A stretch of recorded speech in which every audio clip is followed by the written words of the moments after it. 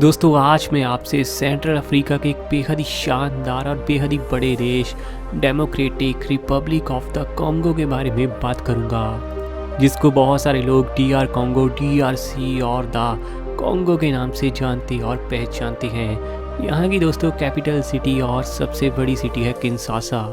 वहीं पूरे देश में बोली जाने वाली जो ऑफिशियल लैंग्वेज है वो तो फ्रेंच है, लेकिन इसके अलावा भी यहाँ पर कई रिकॉग्नाइज्ड नेशनल लैंग्वेजेस भी हैं, जैसे कि लिंगाला, किकोंगा, स्वाहिली और टिशुबा। बात अगर थोड़े रिलीजन की करें तो यहाँ पर 95% लोग आपको क्रिश्चियन धर्म के देखने को मिल जाएंगे, यानी पूरी तरह से यार ये क्रिश्चियंस के द्वारा डोमिनेटेड कंट्री है। वहीं अगर हम बात यहाँ के एरिया की करें तो ये बेहद ही ज़्यादा विशाल और बेहद ही खूबसूरत देश कुल मिलाकर 23,45,000 और 409 स्क्वायर किलोमीटर के एरिया में फैला हुआ है, और इस तरीके से ये पूरी दुनिया का यार 11वां सबसे बड़ा देश भी बनता है। यहाँ के टोटल एरिया का 3.32% हिस्सा है सिर्फ पानी, यानी पानी की भी यार यहाँ आपको कभी कोई कमी देखने को बिल्कुल ही नहीं मिलेगी। ताज़ा रिपोर्ट्स के अनुसार इस देश की टोटल पॉपुलेशन 10 करोड़ और 18 लाख को पार कर चुकी है, और इस तरीके से ये पूरी दुनिया का 14वां सबसे बड़ा देश है। यहाँ की पॉपुलेशन डेंसिटी की बात करें तो आपको पर स्क्वायर किलोमीटर के एरिया में देखने को मिलेंगे यार तकरीबन 40 लोग, यानी भीड़ भाड़ की समस्या इस कंट्री में आपके लिए बिल्कुल ही नहीं होगी। लेकिन अगर बात HDI की करें तो इसका HDI का स्कोर है 0.459, और इस तरीके से ये कंट्री आती है लो ह्यूमन डेवलपमेंट के इंडेक्स में, और पूरे वर्ल्ड में इसकी रैंकिंग है 179वें नंबर की, यानी बहुत ही ज़्यादा यार घटिया लेवल का ये देश है रहने के लिए। देश में ड्राइविंग साइड है राइट और कॉलिंग कोड है +243, और इसके अलावा अगर हम यहाँ की करेंसी की बात करें तो वो है कॉन्गोलीज फ्रैंक, और आज के दिन ये कंट्री इंडिया करेंसी के सामने भी यार काफ़ी कमज़ोर पड़ती है, और इंडिया का 1 रुपया ही लगभग 26 कॉन्गोलीज फ्रैंक के बराबर है। तो चलिए यार देर किस बात की, जानते हैं इस बेहद ही खूबसूरत बेहद ही कमाल के देश को बिल्कुल करीब से बिल्कुल अंदर से। तो वीडियो में यार आखिर तक बने रहना और कोल्ड ड्रिंक अभी से तैयार रखो। Open eye, feel the waves cut through me, hypnotized. ये बेहद ही ज़्यादा गरीब देश है, यहाँ पर दोस्तों लोगों की क्वालिटी ऑफ लाइफ सही में बेहद ही ज़्यादा लो लेवल की, और यहाँ की GDP प्रति व्यक्ति है सिर्फ $330। तो आप समझ ही सकते हैं ये कितना ज़्यादा यार पछड़ा हुआ गरीब सा देश है। इस देश का ये नाम दोस्तों असल में कॉन्गो नदी की वजह से ही पड़ा था। बात अगर इस देश के बॉर्डर की करें, सीमाओं की करें तो दोस्तों पूर्व में ये देश युगांडा, अंगोला और रवांडा से जुड़ता है, तो वहीं पश्चिम दिशा में कॉन्गो देश से इसकी सीमाएं जुड़ती हैं, वहीं उत्तर दिशा में सूडान।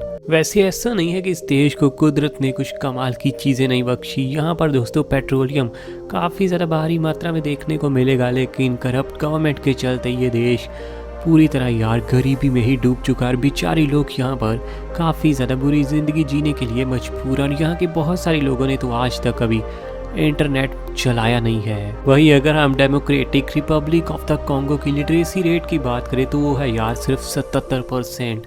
हालांकि देखने को ये उतनी ज़्यादा ख़राब तो बिल्कुल नहीं लगती, लेकिन सच बात ये भी है कि इनकी एजुकेशन सिस्टम यार काफ़ी ज़्यादा लो लेवल की है, स्पेशली लड़कियों के साथ तो यहाँ बेहद ही ज़्यादा बड़ा भेदभाव देखने को मिलेगा। पूरे देश के 88% लड़के तो वैसे पूरी तरह से पढ़े लिखे हैं, लेकिन लड़कियाँ सिर्फ 66% ही पढ़ी लिखी हैं। तो यहाँ पर कितना ज़्यादा यार जेंडर में भेदभाव किया जाता है आप समझ ही सकते हो। ये भी एक बड़ी वजह है कि ये देश आज तक तरक्की कर ही नहीं पाया।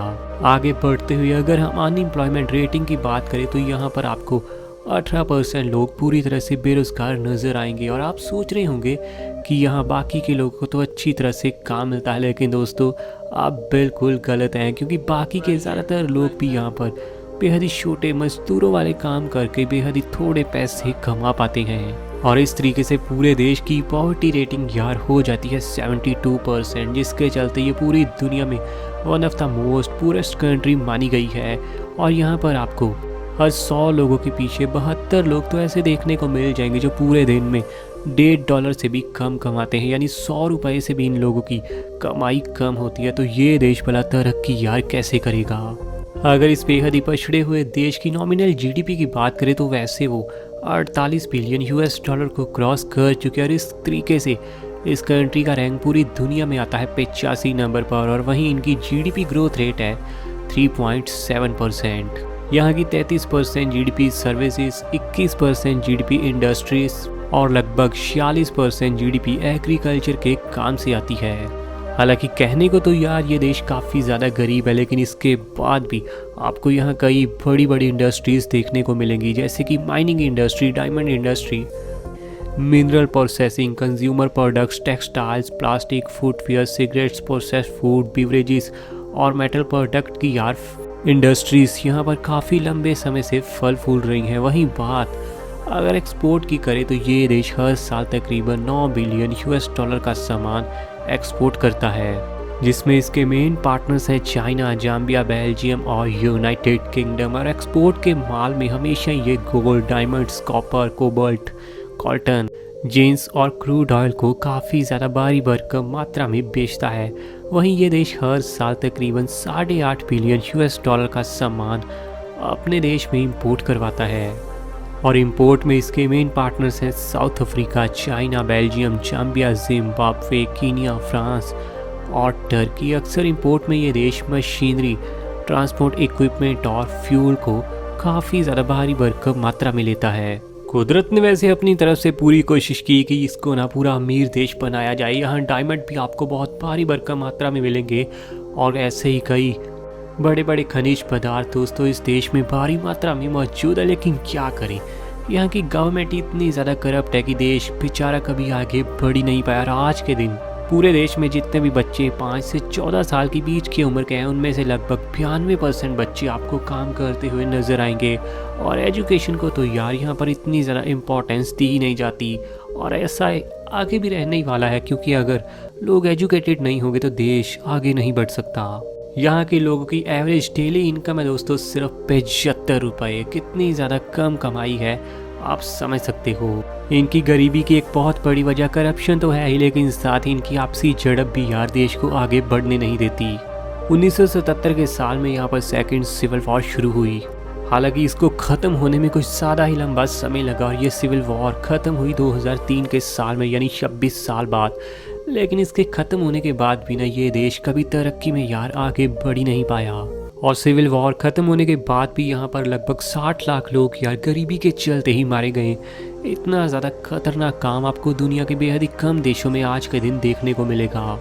अगर ये देश अच्छे तरीके से अभी भी सुधर जाए तो इनकी खानों से निकलने वाला सोना और इनकी खानों से निकलने वाला डायमंड पूरे देश में अपनी चमक बिखेर सकता है और यहाँ के लोग बेहद ही अमीर बन सकते हैं। लेकिन उसके लिए एजुकेशन सिस्टम को यार सुधारना होगा। वैसे आपको क्या लगता है कि अगले कुछ सालों में ये देश तरक्की में आगे बढ़ेगा या फिर इसका यही हाल रहने वाला है? कमेंट में अपनी राय ज़रूर देना। ऐसी वीडियोस आपके लिए हमें डेली लानी है, चैनल सब्सक्राइब कीजिए।